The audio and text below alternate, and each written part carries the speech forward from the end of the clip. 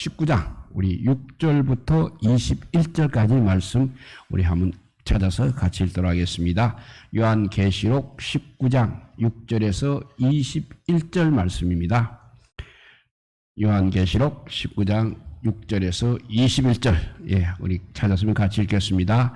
또 내가 들으니 허다한 무리의 음성과도 같고 많은 물소리와도 같고 큰 우레소리와도 같은 소리로 이르되 할렐루야 주 우리 하나님 곧 전능하신 이가 통치하시도다. 우리가 즐거워하고 크게 기뻐하며 그에게 영광을 돌리세. 어린 양의 혼인 기약이 이르렀고 그의 아내가 자신을 준비하였으므로 그에게 빛나고 깨끗한 세마포 옷을 입도록 허락하셨으니 이 세마포 옷은 성도들의 오는 행실이로다 하더라. 천사가 내게 말하기를 기록하라. 어린 양의 혼인잔치에 청함을 받은 자들은 복이 있도다.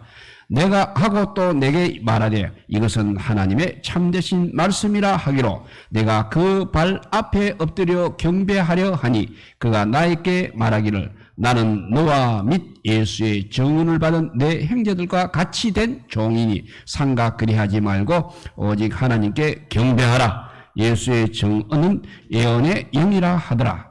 또 내가 하늘이 열린 것을 보니 보라 백마와 그 탄자가 있으니 그 이름은 충신과 진실이라. 그가 공의로 심판하며 싸우더라. 그 눈은 불꽃 같고 그 머리에는 많은 관들이 있고 또 이름 쓴 것 하나가 있으니 자기밖에 아는 자가 없고 또 그가 피 뿌린 옷을 입었는데 그 이름은 하나님 말씀이라 칭하더라.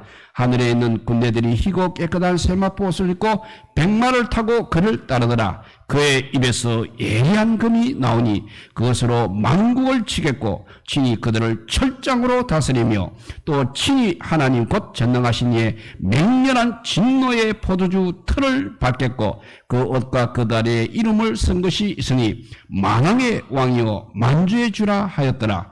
또 내가 보니 한 천사가 태양 안에 서서 공중에 나는 모든 새를 향하여 큰 음성으로 외쳐 이르되 와서 하나님의 큰 잔치에 모여 왕들의 살과 장군들의 살과 장사들의 살과 말들과 그것을 탄 자들의 살과 자유인들이나 종들이나 작은 자나 큰 자나 모든 자의 살을 먹으라 하더라. 또 내가 보매 그 짐승과 땅의 임금들과 그들의 군대들이 모여 그 말탄 자와 그의 군대와 더불어 전쟁을 일으키다가 짐승이 잡히고 그 앞에서 표적을 행하던 거짓 선지자도 함께 잡혔으니 이는 짐승의 표를 받고 그의 우상에게 경배하던 자들을 표적으로 미혹하던 자라.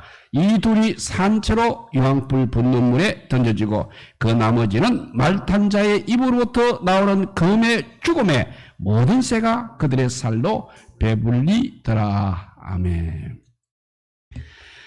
우리는 핸델의 오라토리오 메시아를 너무나 많이 익숙하게 듣고 알고 있습니다. 핸델은 259페이지에 달하는 이 곡의 악보를 24일 만에 작성했고 그 끝에다가 SDG라고 적었다고 합니다. 이 SDG가 S는 solely 그러니까 오직, D는 데오 하나님께 글로리아, G는 글로리아 그러니까 영광 그러니까 솔리 데오 글로리아 약자인 SDG는 오직 하나님께 영광이 되겠습니다. 이 오라토리오 대본은 찰스 제넨스가 썼다고 합니다. 이 곡 중에서 가장 널리 알려진 부분이 바로 할렐루야 코러스입니다. 할렐루야 코러스의 핵심은 바로 이것입니다. 할렐루야 우리 하나님 곧 전능하신 이가 통치하시도다. 세상 나라가 우리 주와 그리스도의 그 나라가 되어 그가 세세토록 왕노릇 하시리로다. 만왕의 왕 만주의 주께 할렐루야입니다. 이 노래는 요한계시록 11장 15절 말씀과 19장 6절 오늘 19장 6절 마지막에 보면 할렐루야 주 하나님 전능하신 이가 통치하시도다. 그리고 16절에도 마지막에 보면 만왕의 왕이요 만주의 주 이 두 가사에 아마 기반을 두고 있습니다. 이 곡이 런던에서 초연될 때 영국 왕 조지 2세가 할렐루야 코러스 부분에서 자리에서 일어섰다고 일어났다고 알려져 있습니다. 그래서 지금도 이 부분이 연주될 때는 모든 청중이 기립하는 관습이 계속 이어지고 있습니다.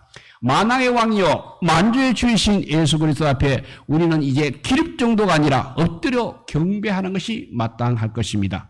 하지만 문화의 한 영역에서 그리스도의 완전하심이 존중되고 있다는 것은 그리스도의 왕되심이 존중받고 있다는 것은 감사할 일이 아닐 수 없는 것입니다.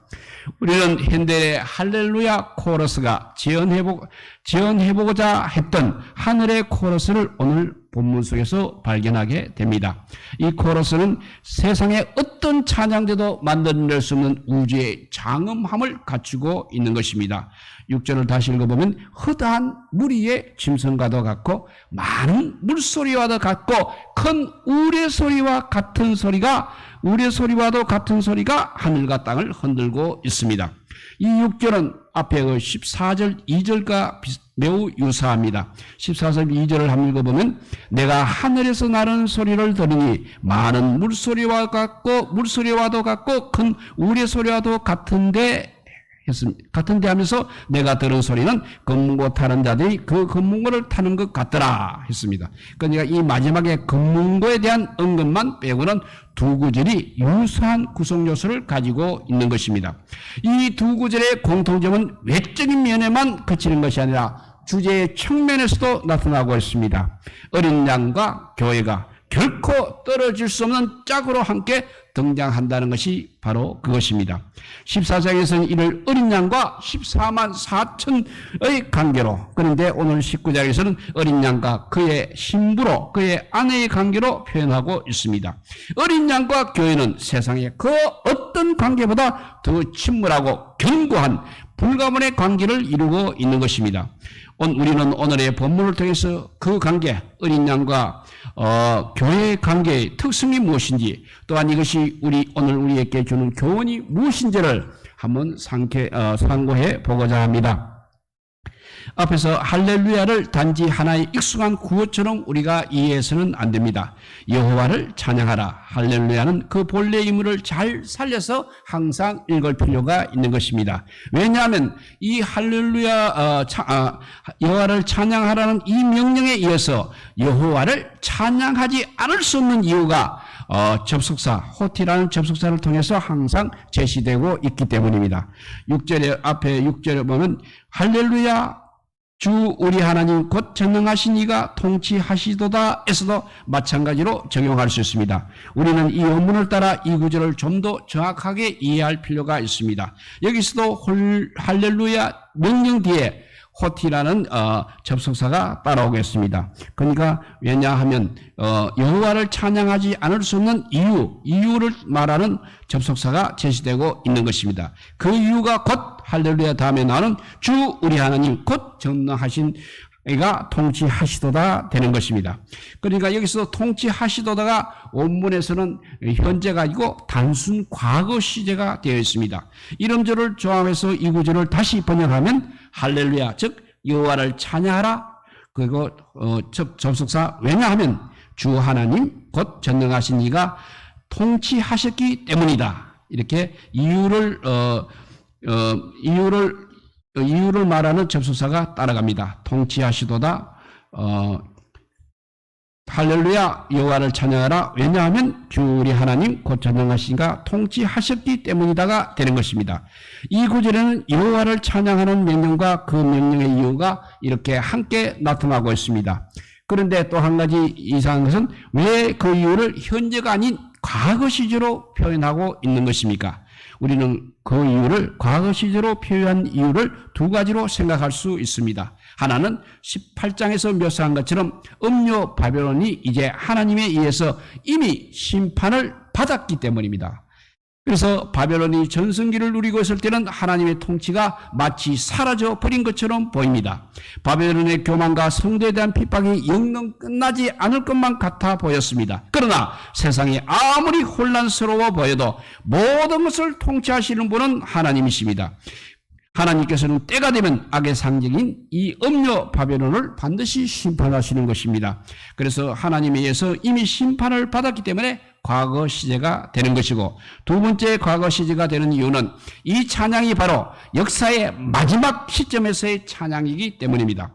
그리스도께서 재림하시고 역사가 종결되는 시점에서 역사의 이제 전 과정을 돌아볼 때 그 모든 것을 주관하신 분이 하나님이라는 사실을 우리는 분명하게 볼 수 있게 됩니다. 우리는 자주 우리의 시각을 항상 이 종말의 시점에 옮겨가서 그 관점으로 세상을 바라볼 필요가 있는 것입니다. 그렇게 될 때 우리는 하나님께서 모든 것을 주관하시고 통치하셨노라고 분명히 고백할 수 있게 되는 것입니다. 이런 종말론처럼 관점을 잘 구비한 성도가 바로 더욱 담대한 믿음의 사람이 될 수 있습니다. 여호와를 찬양하는 요청은 이어서 우리가 즐거워하고 크게 기뻐하자는 말로 하자는 권면으로 연결이 되고 있습니다. 그 기쁨의 이유는 바로 어린 양의 혼인날이 이르렀기 때문인 것입니다. 7절 8절을 읽어보면 어린 양의 혼인기약이 이르렀고 그의 아내가 자신을 준비하였으므로 그에게 빛나고 깨끗한 세마포 옷을 입도록 허락하셨으니 이 세마포 옷은 성도들의 옳은 행실이로다 했습니다. 이 기준은 매우 중요합니다. 그렇기 때문에 우리가 자세히 살펴볼 필요가 있는 것입니다. 먼저 어린 양의 신부입니다. 어린 양의 신부가 자신을 준비하였다라고 말하는 것은 신부 스스로가 자기 단장을 마쳤다는 이야기가 되겠습니다. 신부의 예복이 곧 빛나고 깨끗한 세마포옷을 입은 것은 신부 스스로가 반드시 해야 할 일인 것입니다. 그래서 우리가 8절을 좀 더 정확하게 번역해 보면 이렇게 됩니다. 어린 양의 아내가 어린 양의 신부가 빛나고 깨끗한 세마포 옷을 스스로 입도록 허락하셨다. 이는 그 세마포 옷이 성도들의 옳은 행실이기 때문이다. 이렇게 할 수 있는데 우리 번역의 성경은 이 세마포 옷은 성도들의 옳은 행실이로다 했습니다. 행실이로다 이 부분 문구를 이끄는 이유 접속사를 살리지 못하고 번역했다고 할 수 있는 것입니다. 이것을 이유를 잘 살려서 읽게 되면 성도들의 옳은 행실이 가리키는 세마포옷은 성도들 저마다가 다 가지고 있다는 것을 전제하고 있다는 것입니다. 없는 예복을 하나님께서 그 자리에서 주시는 것은 절대 아니라는 것입니다. 그리고 하나님께서 하시는 일을 가리키는 단어는 허락하셨다 단어 하나입니다. 원문에서는 하나님을 숨은 행위자로 가지는 수동태 동사 주어졌다가 사용되고 있습니다. 그렇다면 무엇이 하나님에 의해서 어린 양의 신부에게 주어졌겠습니까? 그것은 세마포옷이 아니라는 것입니다. 주어졌다는 것은 바로 그가 스스로 입도록 해당하는 문구에 해당됩니다. 그래서 그가 스스로 입도록은 능동태가 되는 것입니다. 그러니까 신부가 스스로 옷을 입도록 그것을 하나님께서 허락하셨다는 것입니다. 이는 신부가 자기의 예복을 준비하며 갖추고 있었다는 것을 항상 전제하고 있습니다. 이를 뒷받침해 주는 문구가 이는 그 세마포옷이 성도들의 옳은 행실들이었기 때문이라는 이유절인 것입니다. 성도들의 행실은 바로 시간의 산물인 것입니다. 이는 긴 시간 삶 속에서 시간의 흐름을 타고 만들어지는 열매들인 것입니다. 그것이 어느 순간 뚝딱 생겨날 수는 없다는 것입니다. 이런 옳은 행실이 곧 윤리적인 행위만을 이야기하는 것은 아닙니다.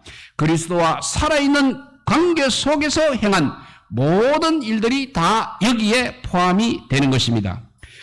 그러니까 대표적으로 말하면 짐승과 음료, 바벨론으로 대표되는 세상의 유혹과 핍박 속에서는 항상 정절을 지킨 것, 이것이나 또 그리스도의 이름으로 사랑과 믿음의 행위를 행한 것 등 이런 것들이 우리 오랜 시간 동안에 이루어지는 열매들이 다 포함된다는 것입니다.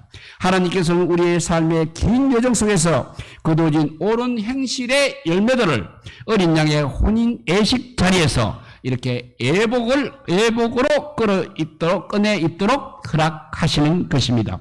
이 예복을 입는 것은 오직 허락받은 사람만 해당하는 것입니다. 허락받은 사람만 할 수 있는 일입니다. 그냥 옷을 빌려 입는 것과는 전혀 의미가 다르다는 것을 우리가 항상 생각해야 됩니다.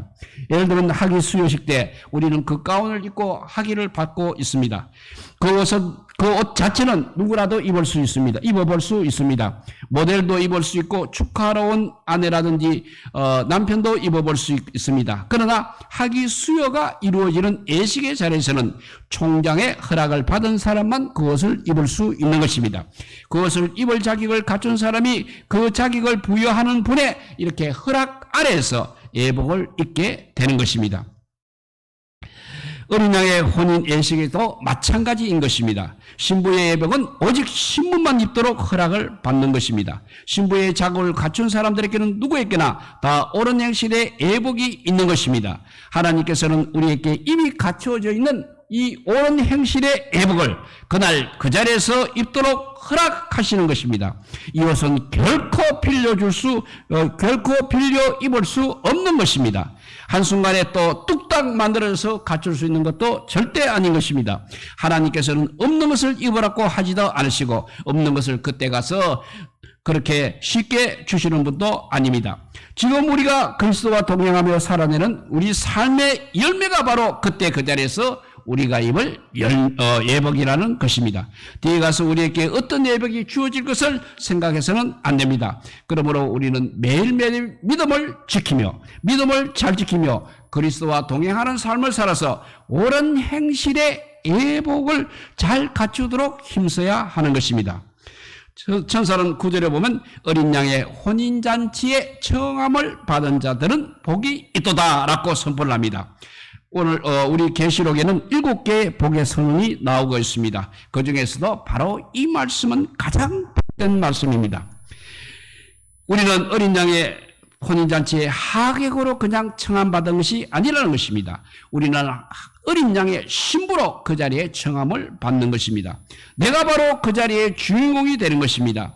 주님의 교회가 바로 그 자리의 주인공이 되는 것입니다. 영광 중에 있는 천사도 그 순간만큼은 하객에 지나지 않다는 것입니다. 얼마나 복된 기약입니까? 얼마나 설레는 일입니까? 우리는 이 순간을 바라보면서 날마다 설레는 마음으로 주님과 동행하는 삶을 살아야 하겠습니다.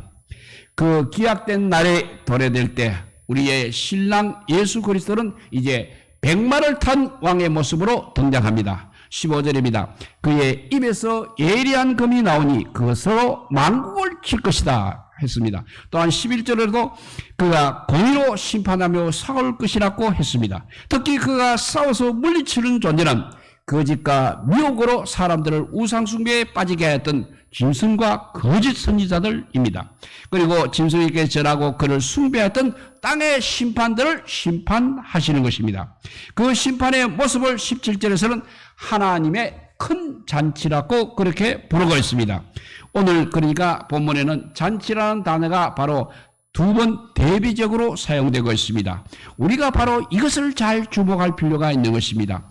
앞에 9절에 보면 어린 양의 혼인잔치가 있는가 하면 17절에 하나님의 큰 잔치가 있습니다. 극명하게 대립되는 두 운명이 잔치라는 공통적인 용어로 쌍을 이루고 있는 것입니다.